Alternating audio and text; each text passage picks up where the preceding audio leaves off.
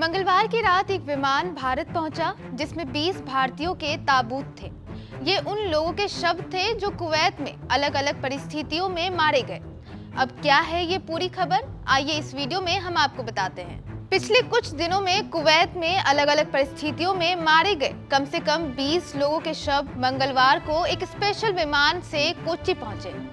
शवों को लेकर कुवैत एयरवेज का विमान रात करीब 10:40 पर CIAL पर उतरा।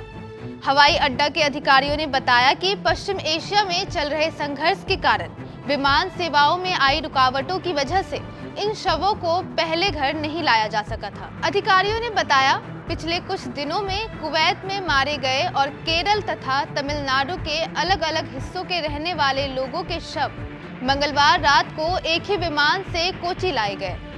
हमें हर मामले में मौत के कारणों की जानकारी नहीं है।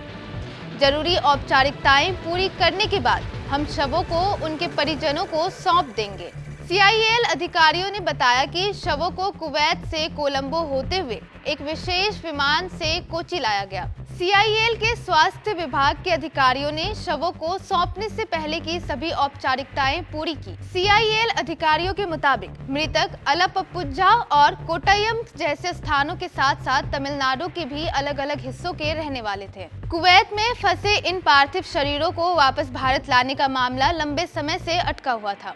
दरअसल पश्चिम एशिया में जारी जंग की वजह से कुवैत से आने जाने वाली उड़ानों पर बड़ा असर पड़ा है, जिससे इन डेड बॉडीज को भारत लाने में देरी हुई।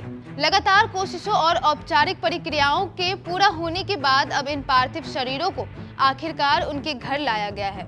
भारत पहुंचने पर आवश्यक कागजी कार्रवाई पूरी की गई और फिर इन्हें उनके परिजनों को सौंप दिया गया।